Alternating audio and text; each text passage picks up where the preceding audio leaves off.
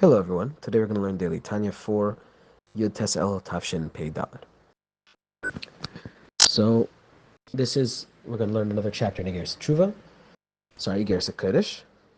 In Igeres HaKodesh deals mostly with tzedakah, with charity, with the importance of charity, with sort of the proper way to do charity, and so on and so on, and with just extolling the virtues of charity. And so we are going to start. Chapter 16, Tesai. לאנשי קהילות וכו'. אהוביי ורעיי אשר כנפשי. So he's saying, my brothers and friends who I love as myself. So he's talking to the Hasidim sort of all over. This was mostly in Eastern Europe and in Eretz Yisrael at the time.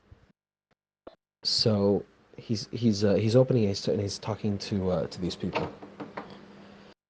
הנה לא נעלם ממני צוק העיתים אשר נתדלדלה הפרנסה, ובפרט הידועים לי ממחניכם אשר מטה ידם בלי שום משען ומשענה.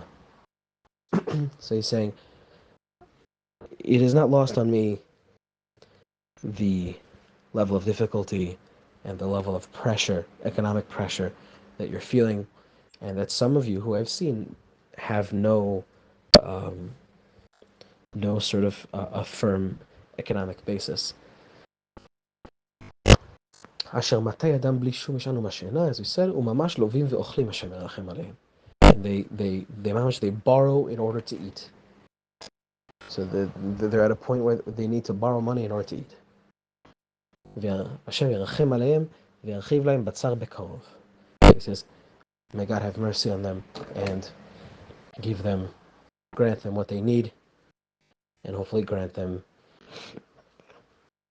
economic prosperity very soon.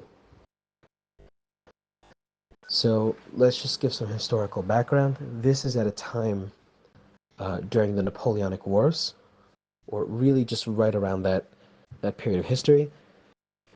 The Napoleonic Wars were extremely devastating to Europe, especially to Eastern Europe.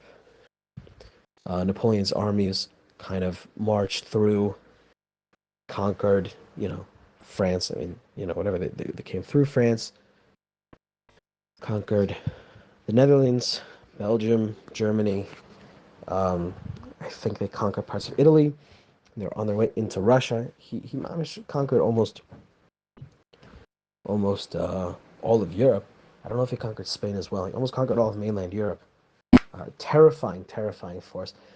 And this naturally brought economic devastation, and again, especially to Russia. Not in the least because Russia was known for using a tactic known as scorched earth.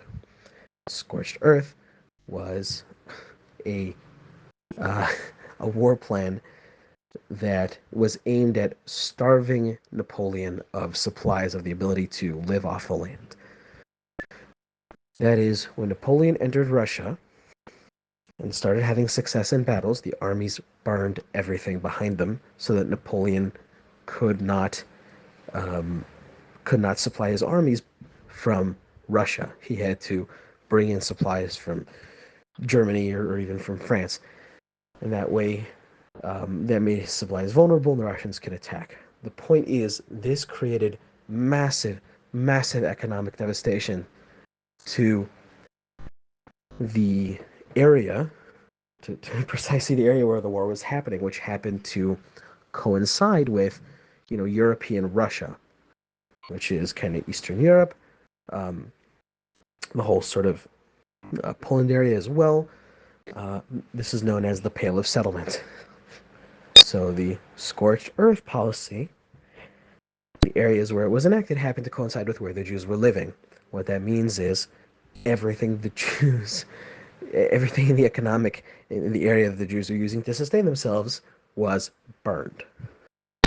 So this naturally left many Yidden in a very, very difficult economic situation, to say the least. This is the historical background. Now, what we're going to get into is things that are incredibly, incredibly difficult to hear. Um, but they exemplify just what is expected of us Jews today. Economically speaking, anti-Semitism is beginning to rear its ugly head again. But economically speaking, Jews are generally not in a place where they need to borrow for food. We are generally in a place where we can afford to eat. Thank God.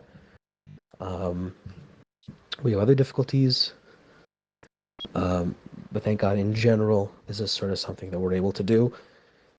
And so he's talking about in a time where that's not clear. It's not entirely clear that you can have a meal. And he's telling us Jews what's expected of us. And to take that meaning forward to today is kind of terrifying, but it just shows you the level of holiness that is expected of us. So let's continue. And with all of that said, לא טוב הם עושים לנפשם. They are doing ill to their souls, לפי הנשמע, from what I hear, אשר קפצו ידם הפתוחה מעודם עד היום הזה, ליתן ביד מלאה ועין יפה לכל הצטרכות ההכרחיים לידי מחסור האביונים. האביונים נקיים, אשר עיניהם נשואות אלינו, ואם אנו לא נרחם עליהם חס ושלום, מי ירחם עליהם? וחי אחי חי מכתיב. So let's just explain that paragraph. What he's saying is they're doing ill to their souls. If it is true what I heard, that they do not give charity as readily as they used to in better economic times, but they keep more for themselves instead. And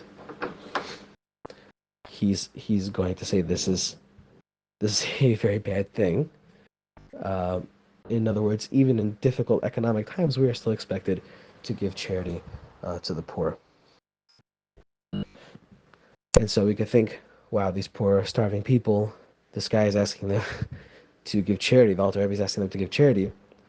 Keep in mind, he's saying that charity needs to be given to the starving people by the people who are having a difficult time but are still getting along. And that's sort of one way you can understand this. Another way you can understand it is when a group is going through hard times,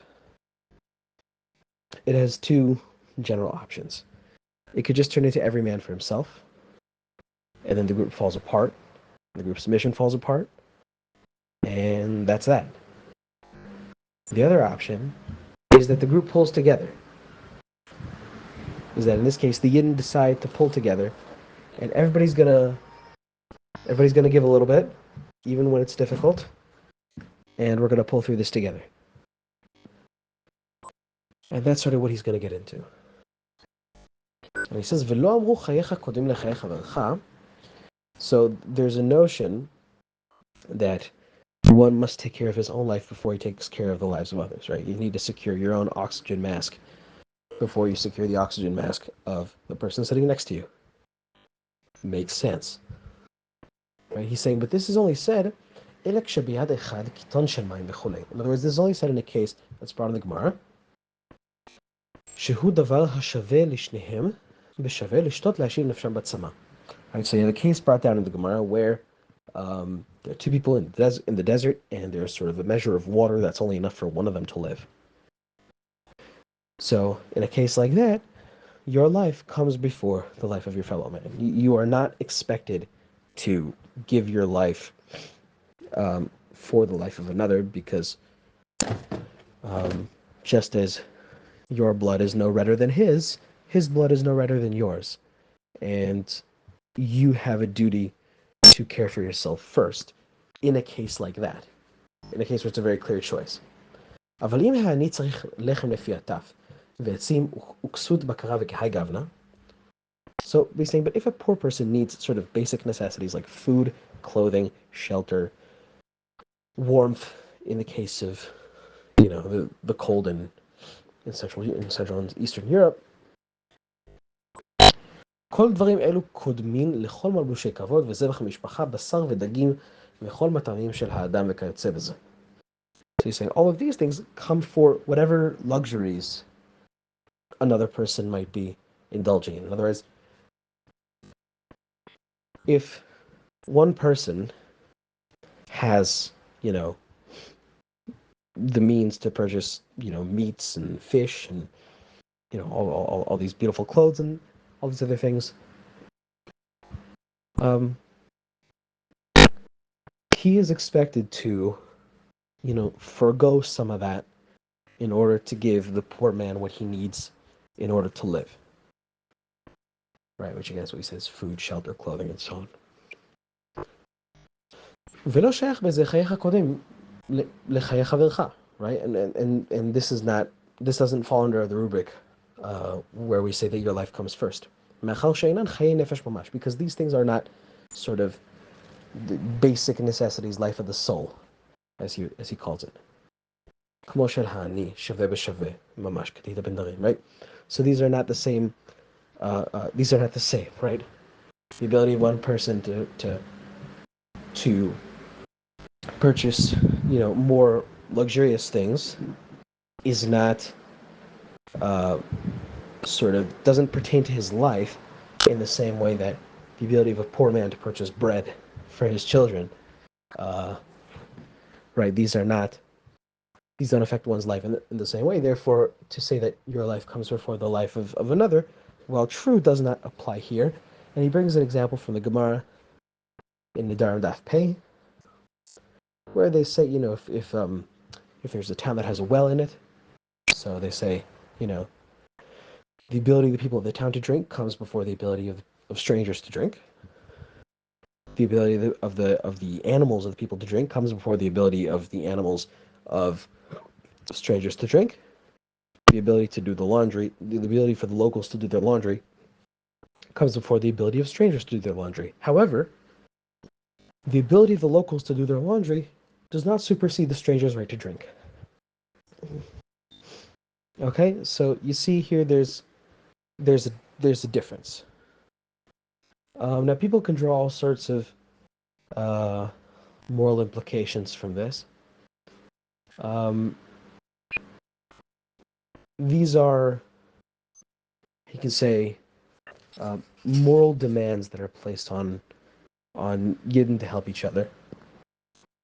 Now, you know, these days arguments like this are used cynically for all sorts of political purposes. And you know what cynical, horrible people are going to do in order to take property away from people is not something that the Torah really needs to account for. Um, and so I guess that's all I'm going to say about that as kind of a side note. But just sort of the level that's expected of us is really tremendous. That charity is not just something you do uh, when it's convenient. It's not just something you do when you have extra. And you can either purchase something that you don't really want in the first place, or you can give it to charity. Now that's a good thing, but charity is beyond that. The expectation is that for somebody to, sort of dip into his own lifestyle, to dip into his own quality of life for the sake of charity, especially if what you can give someone is the ability to live, is their very life. Um, and that's really tremendous. So we'll continue on this tomorrow. All right, everybody, take care.